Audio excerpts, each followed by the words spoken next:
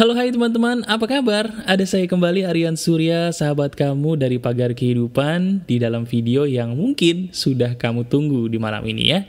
Bagaimana keadaan kamu kali ini? Apakah kamu saat ini sudah dalam keadaan yang semakin lama semakin bersemangat? Karena sedikit lagi kita akan menjumpai hari Idul Fitri ya. Banyak di antara kamu yang juga berpuasa di hari ini ikut merayakan Idul Fitri. Nah, bicara soal Idul Fitri, biasanya masalah orang ini makin lama makin banyak. Dan masalah kamu nih kayaknya makin banyak juga ya, yang berhubungan dengan segala sesuatu yang disebut dengan pilihan hidup. Betul, pilihan hidup itu yang akan kita bahas kali ini di dalam video yang mungkin cukup singkat tapi padat dan jelas buat kamu. Jadi ngomong-ngomong begini teman-teman, saya terinspirasi kembali dengan diri saya sendiri kali ini. Saya itu kalau dipikir-pikir sama seperti kamu, pernah mengalami kebingungan di dalam mengambil keputusan.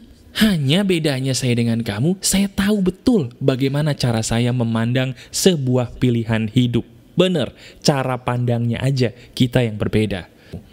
Nah sekarang saya akan membabarkan, kenapa sih kok banyak di antara kamu kayaknya kalau mengambil keputusan itu susah banget, bahkan cenderung takut dan ragu-ragu ya. Ragu-ragu itu nggak enak loh, iya kan? Apalagi galau. Aduh, rasanya tuh bikin hidup sengsara ya. Nah, penyebab keragu-raguan kamu itu apa sih sebenarnya? Nah, penyebabnya itu begini. Nah, sekarang coba pikirin deh, belakangan ini ada nggak sih keputusan yang kamu tuh pengen ambil, tapi kamu ragu-ragu gitu loh. Ada banyak pilihan, tapi kamu nggak tahu, kenapa ya kalau gue disuruh milih tuh mas bro, kayaknya susah gitu. Gue disuruh milih jodoh, gue susah. Gue disuruh milih pekerjaan, gue takut. Bahkan gue disuruh menjadi mandiri aja nih, suatu hal yang mungkin bagi sebagian orang sederhana, gue tuh banyak pertimbangan. Kenapa ya? Nah, begini. Sebenarnya, yang membuat kamu takut itu bukan karena sesuatu hal yang menakutkan loh teman-teman. Karena selama ini, kamu itu berhalusinasi. Bener, selama ini kamu tuh susah mengambil keputusan karena dirimu kerap kali berhalusinasi. Loh, berhalusinasinya gimana? Iya, kamu selama ini berhalusinasi bahwa di luar sana ada loh pilihan hidup yang tidak ada resikonya. Nah ini dia, resiko. Gini nih skemanya, kamu ditawarin pilihan dalam hidup, tapi begitu kamu mau milih pilihan itu, tiba-tiba otak kita akan mengeluarkan sebuah kalimat, mana ya di antara pilihan ini yang kayaknya tuh resikonya nggak ada. Ini loh kesalahan kita sebagai manusia, kita pikir ada di luar sana hal yang bisa kita pilih tanpa ada risikonya. Contoh, aduh mas bro, gue jenuh banget sama pasangan gue. Kenapa? Karena buat gue tuh dia kayaknya gak bisa ngertiin gue banget gitu loh. Dia kalau diajak ngomong tuh gak pernah nyambung sama gue. Padahal kita yang namanya pacaran atau menikah udah lama. Tapi kenapa ya kalau ngomong kok gak nyambung? Gue jadi jenuh deh. Kalau ada orang curhat gitu ke saya akan bilang dengan tegas, itu karena kamu pengen enaknya doang. Loh kok gitu mas bro? Iya, selama ini diri kamu cuma pengen milih, tapi gak mau terima resikonya. Ya gak bisa dong. Setiap pilihan itu kan ada resikonya. Termasuk juga milih pasangan. Udah mulai kebaca ya? Dalam kasus tadi, orang itu mengeluh jenuh karena dia pikir, kalau gue memilih pasangan lain selain suami dan istri gue saat ini, orang itu bisa loh memberikan hidup gue tuh enak 100%. Padahal faktanya, tidak mungkin setiap pilihan harus ada risikonya, termasuk memilih pasangan. Itu fakta. Sebaik apapun orang, selalu punya resiko yang berbeda-beda terhadap diri kamu. Kita sederhanain dulu yuk bahasanya supaya kamu jadi paham. Begini, saya intinya ingin ngasih tahu, pilihan apapun teman-teman yang kamu ambil dalam hidup ini selalu punya istri. Bener, setiap keputusan, setiap pilihan yang kamu ambil, mereka itu selalu punya istri. Apa istri dari sebuah pilihan? Istri dari sebuah pilihan adalah resiko. Betul, resiko. Gak peduli seperti apa pilihan hidup yang kamu pilih teman-teman, selalu ada loh resikonya yang beraneka ragam jenisnya.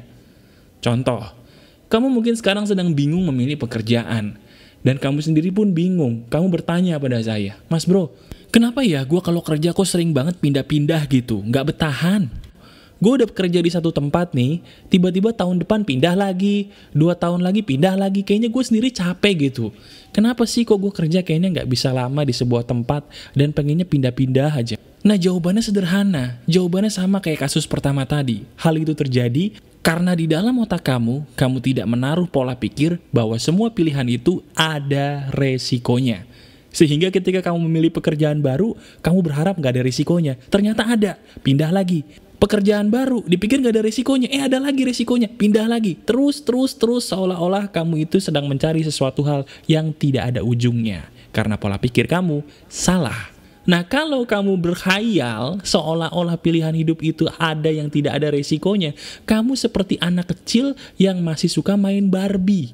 Masih lugu alias halu, ngayal. Loh, kok jadi anak kecil? Ya, anak kecil kan gitu. Pengennya enak aja. Nggak mau ada risikonya. Nah, kalau kita udah dewasa, coba deh, ganti pola pikirnya, taruh di otak kamu, katakan, setiap pilihan yang gue pilih, pasti sudah dengan resikonya. Nah, sekarang prakteknya begini nih, saya akan langsung mengajarkan kepada kamu bagaimana cara saya bisa mengelola diri untuk mengambil keputusan yang tepat demi masa depan saya dan juga mungkin masa depan kamu. Nah, sekarang coba, saya suruh kamu untuk pikirin satu hal yang saat ini sedang kamu bingung jalan keluarnya. Ada 2 pilihan, cuman sampai detik ini kamu bingung bagaimana mencari jalan keluarnya. Coba kamu pikirin hal itu sekarang. Bener nggak? Kamu selama ini bingung milih sesuatu karena kamu mencari sesuatu hal yang nggak ada risikonya kan? Nah sekarang coba kamu balik. Kalau yang selama ini kamu lihat itu adalah pilihannya, sekarang kamu balik, lihat resikonya. Di antara semua pilihan itu, lihat resikonya. Bukan pilihannya ya, resikonya. Sekarang kamu pilih, di antara semua pilihan tadi, mana yang kira-kira resikonya paling sedikit buat kamu. Nah, sekarang saya akan membimbing kamu ya, dengan contoh kasus yang biasanya dialami oleh setiap orang. Nah, untuk kasus pertama, ceritanya kamu sedang bingung milih jodoh nih. Misalnya kamu perempuan biasanya. Perempuan kalau misalnya sudah mau masuk usia nikah nih, suka dikasih pilihan oleh Yang Maha Kuasa dengan cowok-cowok yang kayaknya berpotensi. Betul nggak? Nah sekarang coba deh, di antara semua cowok itu, kamu pakai mindset baru. Taruh di otak kamu, sespesial-spesialnya cowok yang ada di depan muka gua, sespesial-spesialnya cewek yang ada di depan muka gua, dia juga punya kekurangan yang pasti ada risikonya buat gue. Katakan itu. Nah, dari situ, kamu tanyakan lagi kepada diri kamu.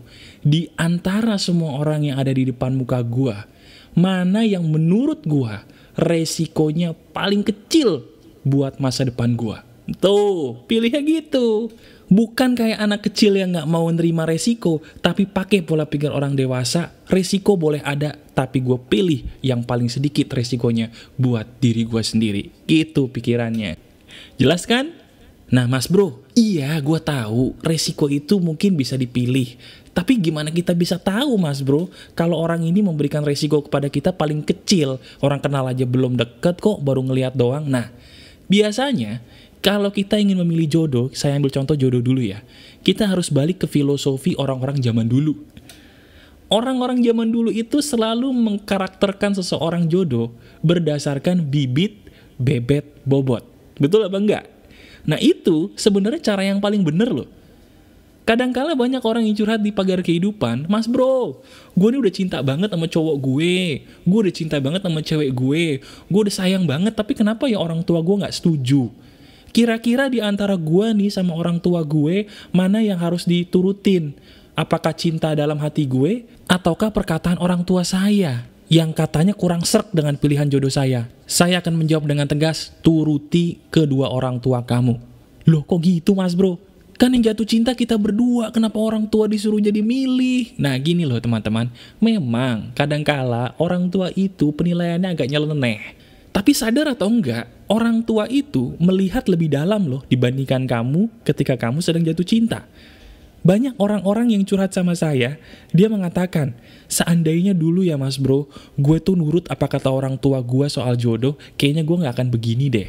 Bener, orang tua tuh walaupun kadang-kadang suka nyeleneh bagi kita, tapi pikirannya, cara pandangnya, terutama tentang jodoh kita, bener. Jadi kalau orang tua sudah berfatwa sesuatu hal, selama fatwanya itu masuk akal, pendapatnya masuk akal, saran saya dengerin. Karena biasanya pilihan orang tua itu yang memiliki resiko paling kecil buat hidup kamu. Percaya atau enggak, itu fakta. Nah, bagaimana dengan pekerjaan? Kalau tadi kan jodoh. Nah, contoh kasus yang kedua adalah pekerjaan. Kalau jodoh kita memperhatikan bibit, bebet, bobot, dan juga rekomendasi dari orang tua. Betul.